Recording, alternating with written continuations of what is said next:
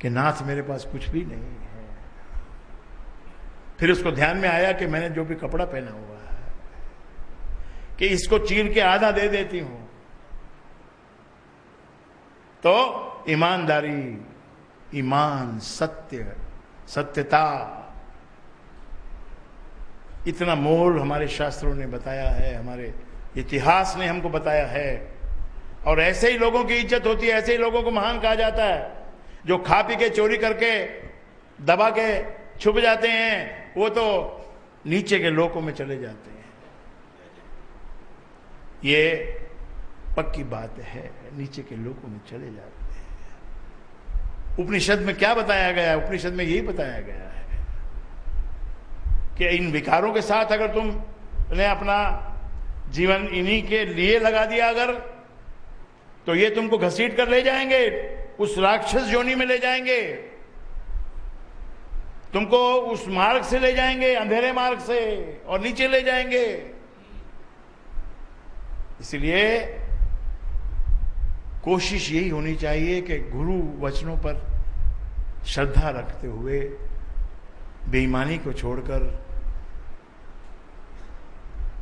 उसमें कुछ नहीं होता। बेईमानी करके अधिक रुपए आ गए जिनके पास, उनको आज कहां चैन है? कोई चैन की बात है? कोई चैन की बात नहीं है मेरे भाई। हजारों करोड़ रुपए भी बना लिए उन्होंने, लेकिन बना के उनके हाथ में तो कुछ भी नहीं है। किसी बैंक में पड़े हैं, किसी अजनबी नाम पे पड़े हैं, या बाहर फॉरेन में अपने नाम पे पड़े हैं। तो हमारे को उनसे कोई ऐतराज नहीं है भाई है। लेकिन मैं तो ये बताना चाहता हूं कि उनको वो रुपया क्या काम आएगा? यहां लाएंगे तो पकड़े जाएंगे, और वहां रखा रहेगा तो यहां मर जाएंगे।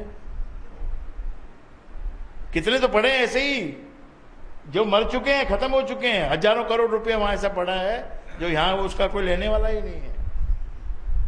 और हम उन विलायती लोगों की वाह वाह करके, उन्हीं के कल्चर में डूबने की कोशिश करके, उन्हीं का दिया हुआ सब कुछ, भाषा भी उनकी, और भोजन का भी तैयारी उनकी, और ड्रेसिंग भी उनकी, और बातें भी उनकी, सारा सिस्टम ही उनका। As if we have so far not lived in this world. हमने तो मतलब हिंदू होके और हमारे कल्चर को, भारत के कल्चर को फॉलो करके, जैसे कि हमने बहुत बड़ा कोई डूबत में चले गए हों, इस तरह से लोग छोड़ रहे हैं। और वहां जो कुछ भी गुले गुलजार है, उसमें तुम्हारे कंट्री के चोरों का हाथ है। तो चोरी करके कुछ भी फायदा नहीं है। यम का नियम है, यम है कि चोरी नहीं करना। सत्संग में आने के बाद यदि आपको सत्संग का केवल महत्व आपने सुनना और आनंद लेना ही सीखा, ये बात और है कि आनंद लेते लेते वो गुण भी बसते हैं हमारे अंदर, लेकिन फिर भी ये मन हमको धोखा देता है। ये माया हमको घेरती है, माया हमको धोखा देती है। एक की भक्ति करना सीखो। तभी तो तुलसीदास ने उधर कृष्ण भगवान को चैलेंज कर दिया। कृष्ण भी तो भगवान ही थे, राम जी के ही अवतार थे। और वृंदावन में तो केवल कृष्ण ही कृष्ण था, और कोई था ही नहीं, उधर राम का कोई काम ही नहीं था। वहां भी तुलसीदास जी ने कह दिया।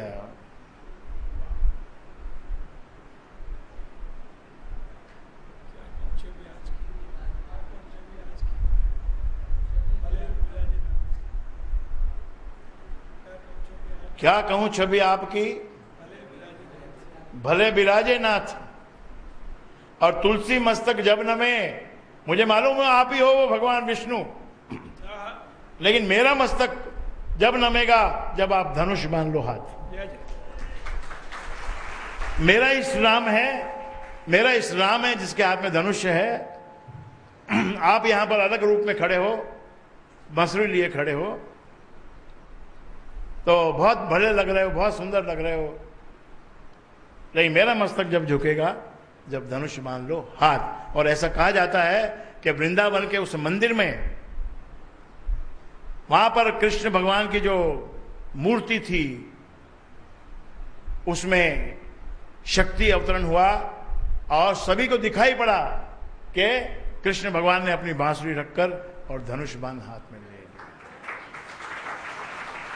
तो अनेकों देवी देवताओं से अपनी भक्ति को समेटते हुए एक में लाना है, अपने इष्ट में लाना है। और जिसके पास राम का इष्ट है उससे कोई देवी देवता नाराज नहीं हो सकता, उसको कोई श्रापित नहीं कर सकता। सारे देवी देवता वहीं पर खड़े रहते हैं। आपने कभी देखा होगा पुराने जमाने में एक चित्र आता था कि रामचंद्र जी बैठे हुए हैं, सीता मैया बैठी हुई है और सारे देवी देवता खड़े हैं, पीछे हाथ जोड़े खड़े हैं सभी देवी देवता, सभी देवी देवता। तो लालच में, भक्ति में दाग नहीं लगाना। बात तो कड़वी लग रही है ना, कड़वी लग रही है। क्या गुरुजी आप ऐसा बोलते हो? जो आप करते हो वैसा बोलना ही पड़ेगा। अगर आपने अपने दामन को दाग लगाया है तो कोई भी कहेगा वह दाग है इसमें। वफादारी इसी का नाम है कि सपने में भी उठाओ तो फिर मुख से राम ही निकलना चाहिए, क्योंकि तुम राम के भक्त हो। और गरीबी में भी अगर तुमको कोई पूछे भाई तुमको क्या चीज में आनंद मिलता है, कि हमको भैया राम के नाम से आनंद मिलता है। ये गणपति भगवान है ना, ये हर अवस्था में लड्डू खाने के लिए कहते हैं कि laddu is a symbol of happiness. ठीक है, तुमको चिंता है, लड़की की शादी की चिंता है, किसी को कोई और चिंता है, किसी को कोई बाग बगीचा नहीं है उसकी चिंता है। अरे बाग बगीचे तो संसार में बहुत हैं। अगर तुम्हारे नाम पे नहीं है तो क्या हुआ? फल तो तुमको खाने मिल ही रहा है, फल खाने तुमको मिल रहा है। हाँ, तुम ये नहीं बोल सकते कि भाई मेरा फार्म है तो तुम्हारी लिस्ट बड़े आदमियों के नाम में तुम्हारा नाम नहीं लिखा जाएगा, बस इतना ही तुम्हारा होगा। लेकिन उस फार्म को मेंटेन करने के लिए उसको कितना मुश्किल पड़ता है, उसको जाके पूछो। 5 साल में फार्म, 10 साल में फार्म भी बेच देता है। कभी क्या हुआ जी, क्यों बेच दिया? कंटाल गए यार कुछ। कभी अनार 2 आ जाते, कभी 6 आ जाते, कभी आ जाते कभी नहीं आ जाते। ऐसे ही सभी वस्तुएं ऐसी हैं कि तुमने 5 करोड़ का हार अगर नहीं भी खरीदा तो तुम्हारी कौन सी जिंदगी बिगड़ जाएगी, और कौन सा 5 करोड़ का हार तुम्हारे गले में आने से तुम्हारी जिंदगी संवर जाएगी? अरे कोलाहल मच जाएगा। आपको बड़े बड़े घरों के कोलाहल पता नहीं है, सबके पास वहां पर रिवॉल्वर होती है और एक ना एक दिन चल जाती है। ये जितनी सीरियल आप देखते हैं जो टीवी में, वो उनमें झलक मिलती है आपको कि जो अतिशय बड़े लोग हैं संपत्ति के कारण ही मौत होती है उनकी, और उल्टा सीधा क्या से क्या हो जाता है, क्योंकि वो ना किसी नियम को मानते, ना किसी धर्म को मानते, ना किसी की वफा में जीते, ना कोई अपने इष्ट के साथ वफादार रहते। थोड़ी सी वफादारी सीख लो। भक्ति का मतलब पहला लेसन अगर भक्ति में है तो वफादारी है। वफादारी नहीं तो कैसी भक्ति? अगर वफादारी नहीं तो कैसी भक्ति मेरे भाई? कभी एक मूर्ति रख के पूजा करने बैठ गए, कभी दूसरी मूर्ति रख के बैठ गए, कभी तीसरी मूर्ति रख के बैठ गए, कभी चौथी मूर्ति रख के बैठ गए। मूर्तियों से इतना लगाव है।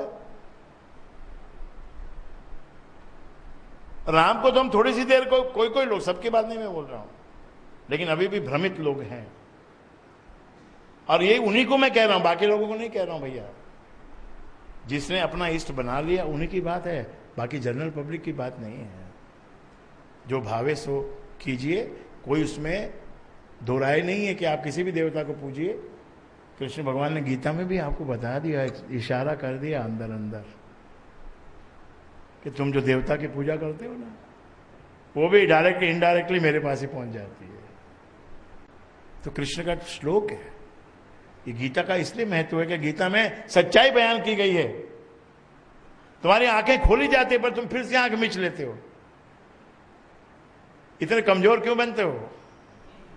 इतने कमजोर मत बनाओ, अटल बनने की कोशिश करो।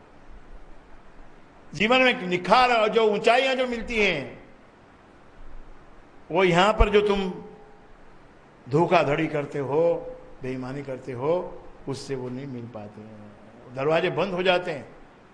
वो जो अंदर जो और जो बड़े परमात्मा की कृपा के जो बड़े क्षेत्र हैं, वो सब दरवाजे बंद हो जाते हैं। गुरु लेकिन बड़ा प्यारा शब्द है। बुरे से बुरे और भटके हुए इंसान को राह बताने वाला गुरु ही होता है।